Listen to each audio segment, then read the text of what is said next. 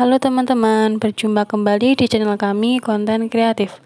Kali ini kita akan membahas mengenai materi fluida statis.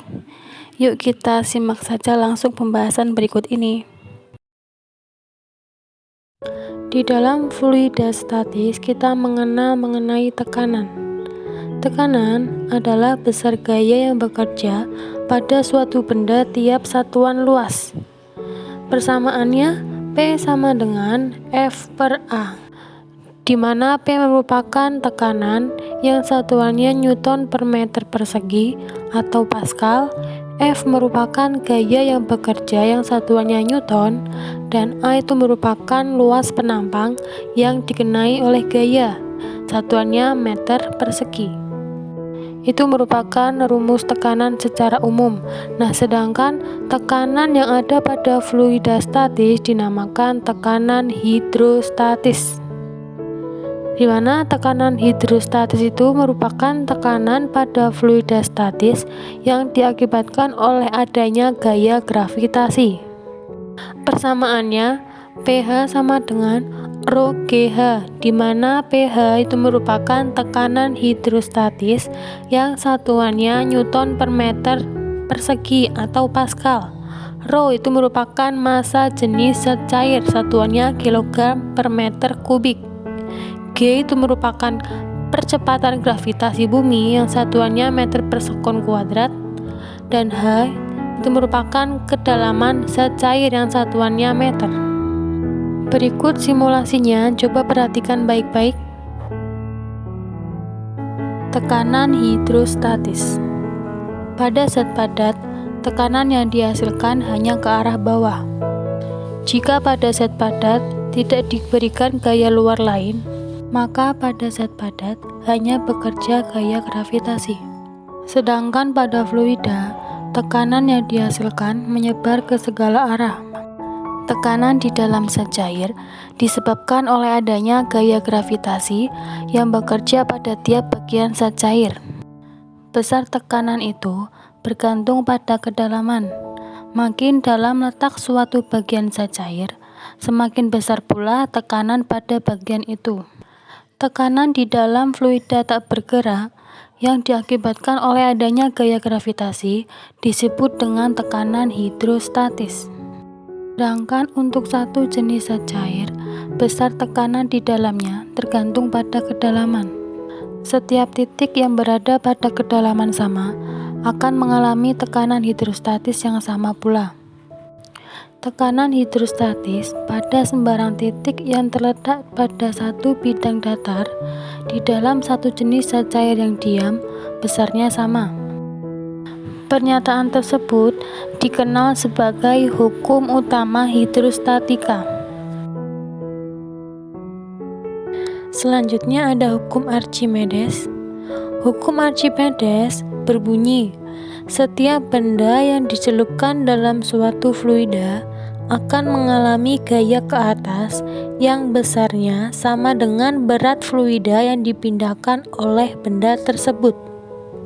Persamaannya FA sama dengan Rho F dikali G kali VF, dan VF dikali Rho F sama dengan VB dikali Rho B, di mana FA merupakan gaya ke atas yang satuannya Newton, G merupakan percepatan gravitasi bumi yang satuannya meter per sekon kuadrat, Rho F sama dengan massa jenis fluida yang satuannya kilogram per meter kubik, Rho B itu merupakan massa jenis benda dalam satuan kilogram per meter kubik, dan VF merupakan volume benda yang tercelup ke dalam fluida satuannya meter kubik. Yang terakhir, VB merupakan volume seluruh benda satuannya meter kubik. Dalam hukum Archimedes ada 3 fenomena, yaitu tenggelam, mengapung, dan melayang. Berikut ada percobaan, coba kita simak bersama-sama. Hukum Archimedes. Jika suatu benda dimasukkan ke dalam air, ternyata beratnya seolah-olah berkurang. Peristiwa ini tentu bukan berarti ada massa benda yang hilang. Sebuah benda yang tercelup ke dalam zat cair akan mengalami dua gaya, yaitu gaya gravitasi atau gaya berat dan juga gaya ke atas. Berikut ada percobaan ketika beberapa benda dicelupkan ke dalam sebuah cairan berupa air, air garam, dan juga spiritus. Benda pertama, telur. Coba kita celupkan ke dalam air garam, air, dan juga spiritus. Dan kita amati perubahan yang terjadi yang ada pada telur tersebut. Berdasarkan pengamatan, pada air biasa dan spiritus, telur tersebut tenggelam, sedangkan pada air garam, telur melayang. Lanjut ke benda selanjutnya, ada tutup botol. Coba kita masukkan ke air garam, dan juga spiritus. Kita amati tutup botolnya. Dihasilkan bahwa pada air biasa dan air garam, tutup botol mengapung, sedangkan pada spiritus tutup botolnya tenggelam. Lanjut, kita gunakan benda paku. Kita masukkan paku ke dalam air biasa, air garam, dan juga spiritus. Coba kita amati paku tersebut. Terlihat bahwa paku tenggelam pada saat berada di air garam maupun spiritus. Selanjutnya kita gunakan benda gabus. Kita masukkan ke dalam air biasa, air garam, dan juga spiritus. Lalu kita amati letak dari gabus tersebut. Ternyata baik pada air biasa, air garam, maupun spiritus, gabus mengapung. Mengapa demikian? Hal ini disebabkan oleh suatu gaya yang mendorong benda dengan arah berlawanan arah berat benda. Berdasarkan hukum Archimedes, sebuah benda yang tercelup ke dalam zat cair akan mengalami dua gaya, yaitu gaya gravitasi atau gaya berat dan juga gaya angkat ke atas dari zat cair itu. Jika rapat massa benda lebih kecil daripada rapat massa fluida, maka benda akan mendapat gaya angkat ke atas lebih besar dibanding gaya berat benda, sehingga benda akan mengapung.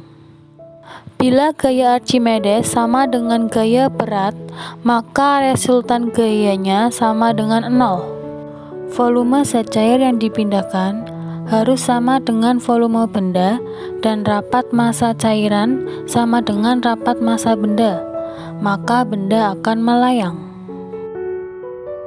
Jika rapat massa benda lebih besar daripada rapat massa fluida, maka benda akan mengalami gaya berat ke bawah yang tidak sama dengan 0. Artinya, benda akan jatuh tenggelam. Penambahan garam pada air dapat membuat air atau fluida menjadi lebih pekat konsentratnya. Dalam kata lain, massa jenisnya akan bertambah. Lanjut ke hukum Pascal. Hukum Pascal menyatakan bahwa tekanan yang diberikan fluida dalam suatu ruang tertutup akan diteruskan sama besar ke segala arah, di mana persamaannya F1 per F2 sama dengan A1 per A2.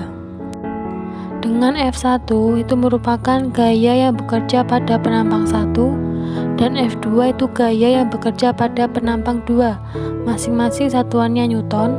Sedangkan A1 itu merupakan luas penampang 1, dan A2 itu merupakan luas penampang 2, satuannya meter persegi. Sebagai contoh, berikut simulasi yang menerapkan hukum Pascal, yaitu pada dongkrak hidrolik. Untuk menjelaskan hukum Pascal, kita dapat mengetahui dari percobaan berikut. Prinsip hukum Pascal dapat diterapkan pada dongkrak hidrolik. Tekanan yang diberikan fluida dalam ruang tertutup akan diteruskan ke segala arah. Dongkrak hidrolik terdiri atas dua tabung yang berhubungan yang memiliki diameter berbeda ukuran. Masing-masing ditutup dan diisi cairan. Apabila tabung yang permukaannya kecil ditekan ke bawah, maka setiap bagian cairan itu juga akan ikut tertekan. Besarnya tekanan yang diberikan oleh tabung yang permukaannya kecil diteruskan ke seluruh bagian cairan. Akibatnya, cairan menekan pipa yang luas permukaannya lebih besar hingga pipa terdorong ke atas.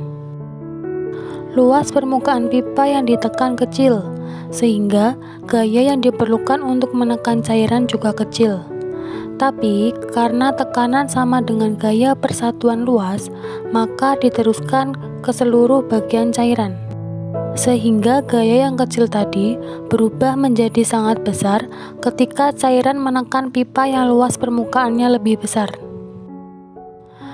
Dengan mengetahui gaya berat mobil, maka dapat dihitung gaya minimal yang diberikan pada pipa hidrolik untuk mengangkat mobil tersebut.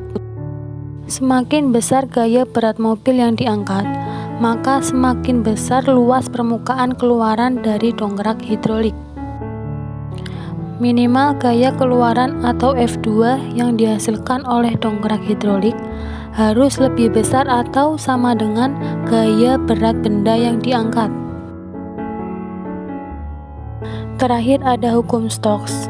Hukum Stokes berbunyi, apabila suatu benda bergerak dengan kelajuan tertentu dalam fluida yang kental, maka gerak benda tersebut akan terhambat oleh gaya gesekan fluida yang bekerja pada benda tersebut.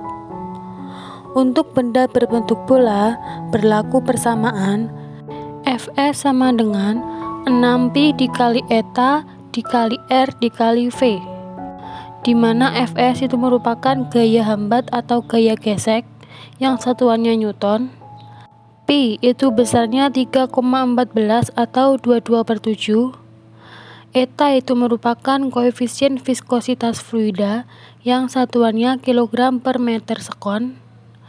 R itu merupakan jari-jari bola yang satuannya meter. Oke, mari kita simak baik-baik video simulasi berikut ini. Hukum Stokes. Pada dasarnya, hambatan gerakan benda padat di dalam fluida disebabkan oleh gaya gesekan antara bagian fluida yang melekat ke permukaan benda dengan bagian-bagian fluida di sebelahnya. Menurut Stokes, gaya yang diberikan sebanding dengan koefisien gesekan itu diberikan oleh apa yang disebut hukum Stokes, yaitu apabila suatu benda bergerak dengan kelajuan tertentu dalam fluida yang kental, maka gerak benda tersebut akan terhambat oleh gaya gesekan fluida yang bekerja pada benda tersebut.